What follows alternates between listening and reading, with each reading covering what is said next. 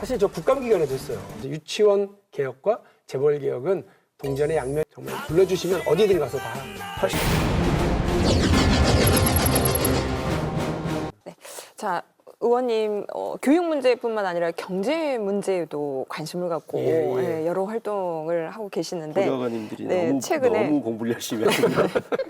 저희 재벌 개혁과 또 경제 민주화를 위한 국민 속으로 강연 100보에 네. 지금 나선 지 1년이 돼 가고 계시고, 그리고 또 오늘 지금 이제 녹화 끝나고 나주 그리고 광주에서 또 강연을 지금 하실 계획이라고 들었습니다. 네.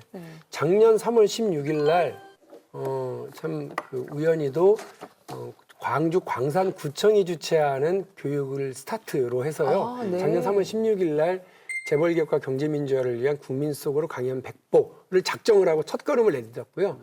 오늘 나주에서 79보, 그리고 이제 광주에서 80보, 80번째 걸음을 딱 내딛게 돼서 뜻깊어요. 네, 고맙게 생각하고 1년 조금 지난 기간에 80회를 했다고 하는 게 1년이 52주니까요. 한 주에 2개, 3개씩을 네. 막 내달아서 했다는 거고, 사실 저 국감기간에도 했어요.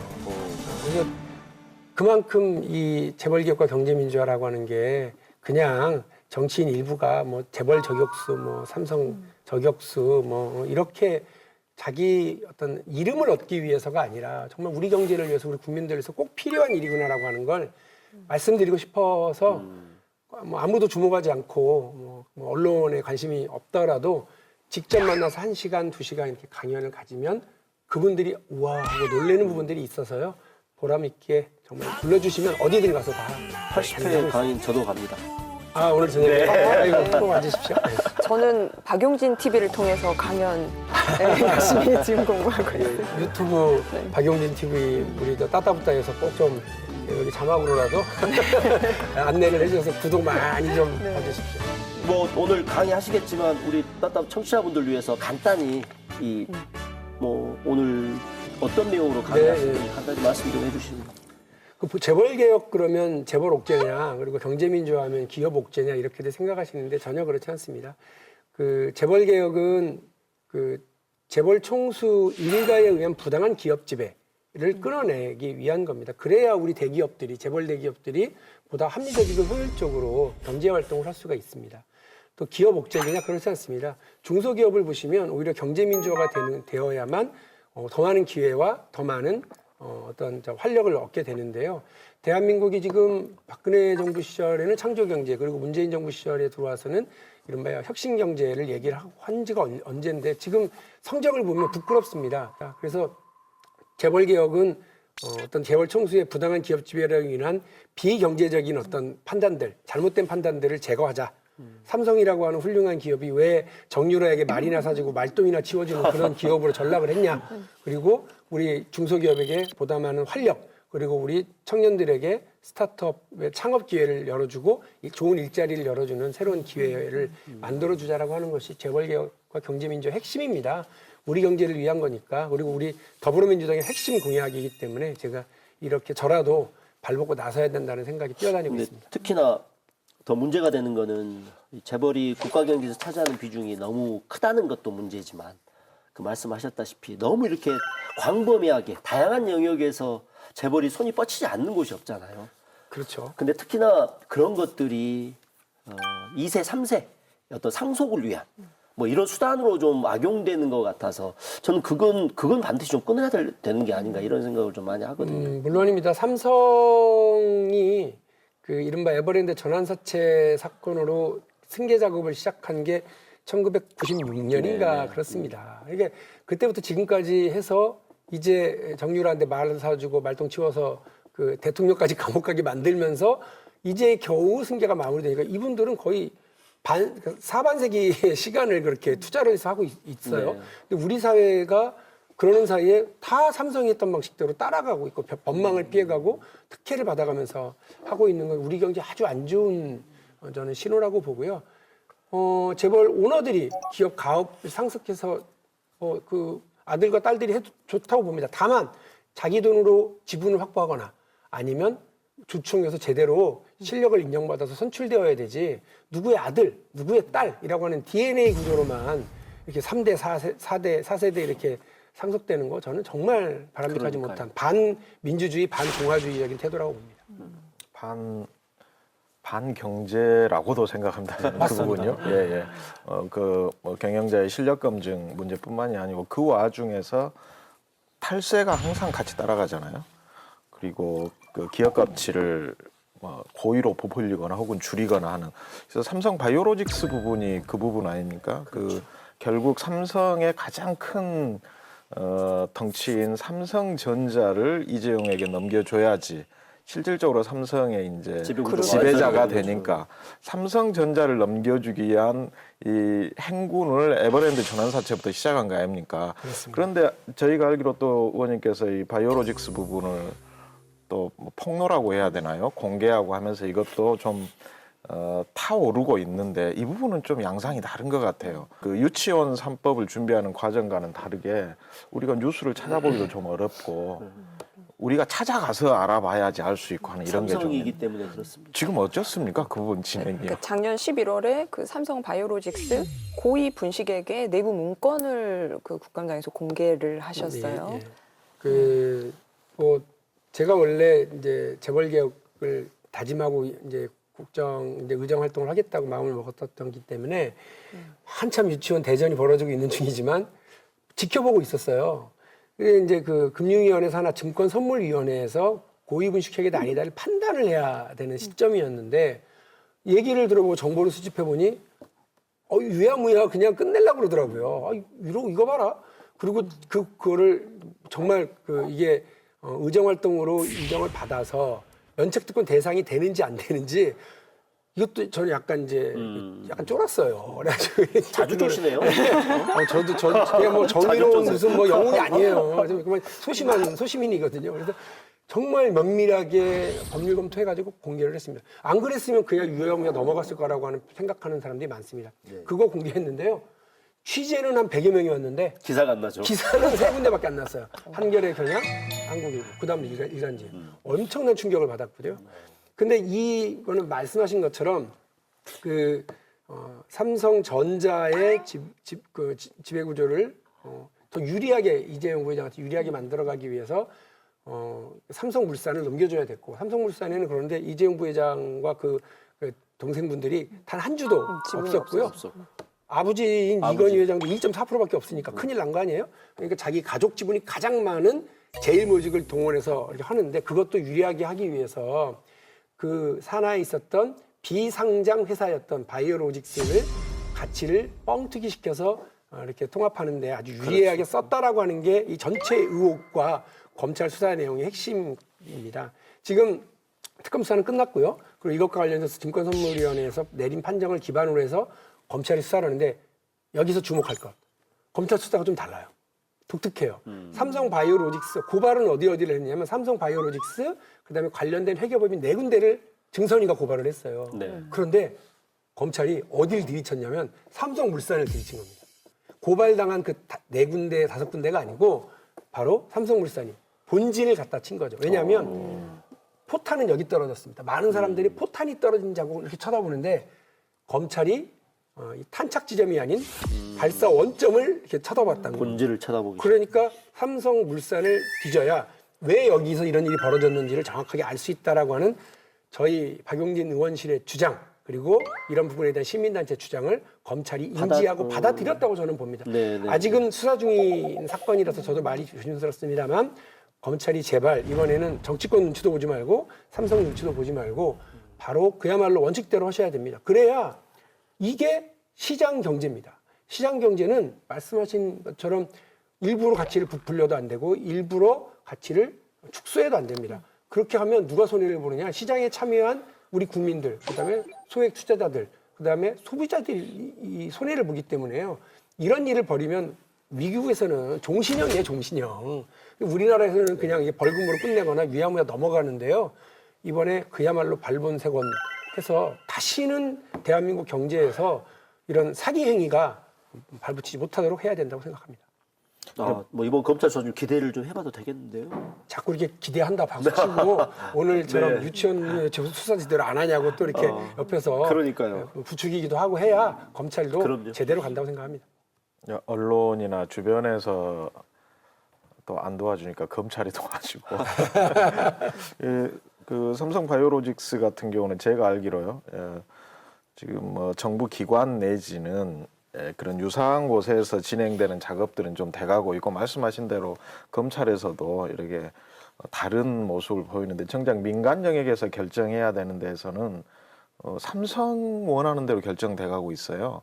그러니까 폐지도 안 됐죠. 상장 폐지도 안 됐죠. 상장 폐지도 안 됐고요. 네. 그다음에 행정처분을 금융위가 내린 것과 관련해서도 다 그 처분이 일단 취소가 됐거나 유예가 되어 있는 상태입니다. 왜냐하면 관련된 처분에 대해서 유예해달라. 본 심판이 끝나기 전까지는 유예해달라 이렇게 해서 그 소송이 이겼거든요.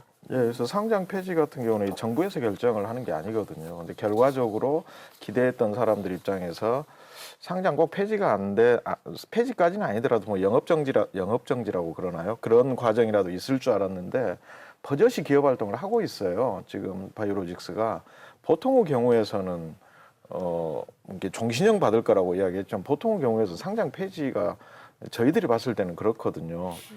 그래서 그런데 이제 욕은 정부가 먹고 있더라고요. 왜 폐지도 안 시켰냐고. 근데 어쨌든 시장 질서를 생각하는 것처럼 얘기하더라고요. 그 거래소에서는 뭐라고 그랬느냐. 투자자들이 있는 피해가 많고 미치는 악영향을 생각해서 그렇다는 건데 동의하지 않습니다.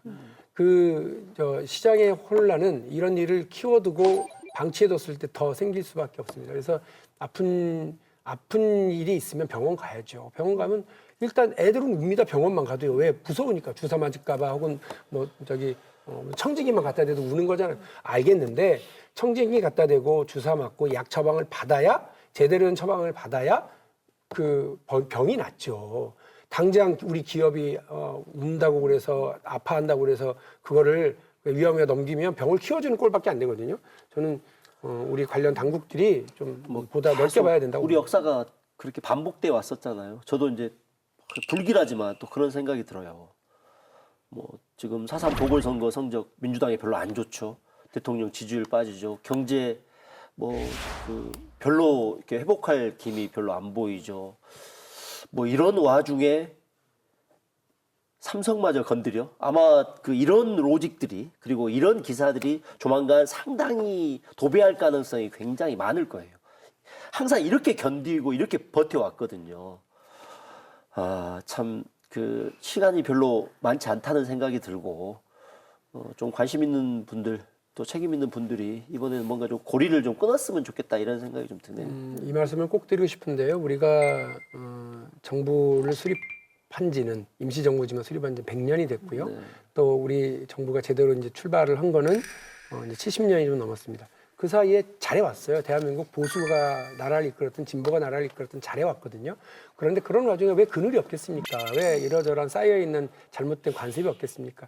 이런 것들을 드러내고 다시 한번 나사를 조이고 타이어 바람도 다시 넣고 이렇게 해야 제대로 질주할 수 있거든요. 그런 걸 하자라고 하는 그런 타이밍이 됐습니다. 지난 대통령이 왜 탄핵을 받았습니까? 나중에 알고 보니까 온 기업, 재벌 대기업들로부터 뇌물을 받고 민원을 청탁받아서 그걸 해결해 주는 과정 이런 걸 했단 말이에요. 그야말로 정경유착의 그런 전형들을 보여줬었습니다. 국민들이 거기에 분노한 겁니다. 우리가 뽑은 정부가 우리가 위임한 권한을 가지고 왜 저런 쓸데없는 짓을 하냐. 가만 내버려 두고 또 시장의 법에 따라서 시장의 원칙과 시장의 논리에 따라서 가면 되는데 거기에 돈을 주고받으면서 우리가 준 권력을 함부로 남용하는 일들을 지켜봤단 말이죠. 그래서 촛불혁명이 있고 그래서 문재인 정부가 들어선 겁니다. 여기에서 또다시 똑같은 방식으로 이 문제를 바라봐서는 안 된다고 보고요. 삼성을 위해서, 삼성전자를 위해서, 그 기업이 더 잘 되기 위해서조차 재벌개혁과 경제민주화는 필요합니다. 삼성전자 혼자서 2016년 대한민국 전체 GDP의 14.6%나 되는 그런 매출액을 올린 대단한 회사입니다. 우리 국민에게 50만 명이라고 하는 직간접 고용을 하고 있는 삼성전자입니다. 이 회사가 망하면 저는 대한민국 경제도 망한다고 봐요. 뭐 아무렇지도 않게 일부 시민단체에 활동하시는 분들이 삼성전자 망한다고 대한민국 망하냐 그렇게 얘기하는데 예, 망한다고 저는 봅니다. 그러니까 이 기업이 더 잘 되기 위해서 제가 재벌개혁과 경제민주화를 얘기하는 거고 시장 논리, 시장경제 논리로 그냥 원칙대로 하자라고 하는 얘기일 뿐이니까 우리 광주 시민 여러분들 또 광주 전남의 우리 시민 여러분, 국민 여러분들이 힘 모아주시고 여기 함께 해주시면 너무너무 감사하겠습니다. 삼성을 해체하자는 게 아니잖아요. 아, 그럼요. 이게 삼성 더 잘 돼야 더 삼성의 주식 건강하게. 가지고 있는 분들도 잘 됩니다. 그런데 이제 일부에서는 뭐 자꾸 그런 식으로 이렇게 호도할 가능성이 굉장히 많아요. 네. 아유, 삼성 때문에 먹고 살면서 뭐 현대 때문에 먹고 살면서 왜 이렇게 괴롭히는 거야?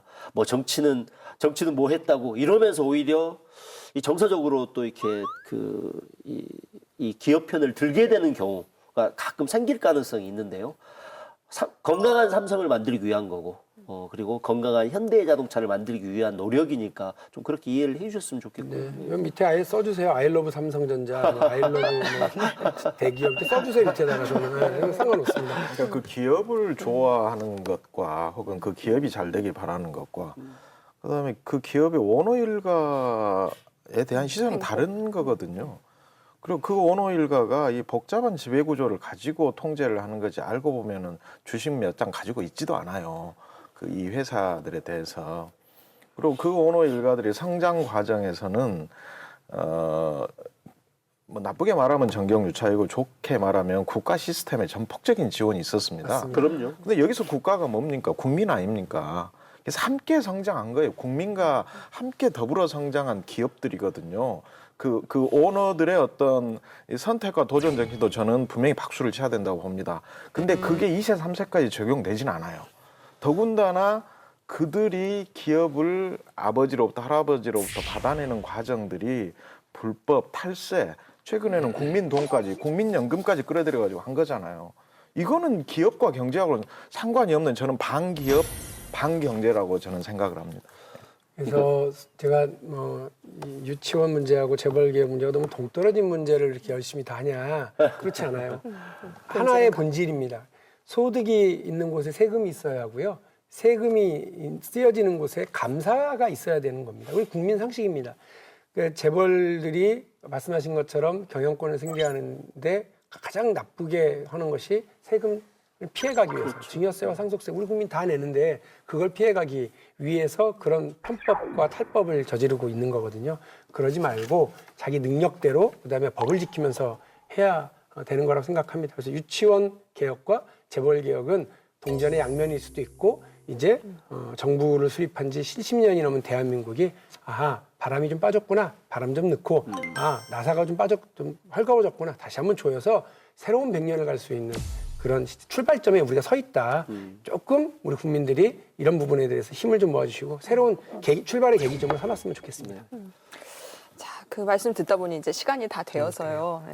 그 끝내기 전에 저도 여담 이렇게 네. 짧게 그 작년 11월 14일 이제 국회의원회관에서 당시 한유총이 모여서 정책 토론회를 한 적이 있습니다. 예. 네, 홍문종 의원이 예, 주최해서 예.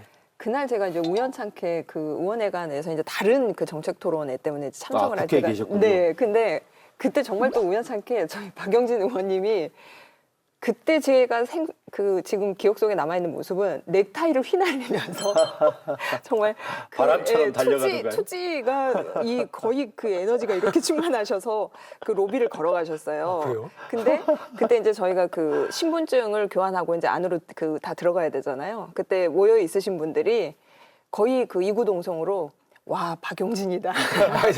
예. 넥타이를 날리면서 지지하는 국민들이 굉장히 많다는 거 꼭 말씀 전하면서요. 아유, 고맙습니다. 저희 오늘 또 바쁘신 와중에 이렇게 저희 광주 방송 스튜디오에 와주셨는데 시청자 여러분, 광주 전남 시도민께 마지막 한 말씀 부탁드리겠습니다. 네. 오늘 이렇게 기회를 주신 덕분에 이렇게 와서 제가 신경 쓰고 있고 또 집중하고 있는 의정활동의 핵심 포인트인 유치원 개혁 그리고 재벌 개혁에 대해서 이야기할 수 있는 기회를 주셔서 너무너무 감사합니다. 앞으로도 우리 그 광주 방송 특히나 따따붙다에서 내려오니라 하면 KTX 타고 얼른 내려와서 이렇게 많은 말씀 나눌 수 있었으면 좋겠고요. 광주 시민 여러분 그리고 전남 도민 여러분들께서 아까도 말씀드렸던 이런 우리 사회의 새로운 출발 포인트에 힘 실어주시고 함께 해주시면 너무너무 고맙겠습니다. 저도 여러분 응원해 주신다고 하니까 신나게 열심히 기분 유치하고 잘하겠습니다. 감사합니다. 지금처럼 변함없이 국민들 편에 서서 더 나은 대한민국 만드는데 앞장서 주시길 바라면서요. 다시 한번 감사드립니다. 오늘 두 분 논객도 정말 수고 많으셨습니다. 자, 저희는 다음 주 토요일 아침에 다시 찾아뵙도록 하겠습니다. 고맙습니다.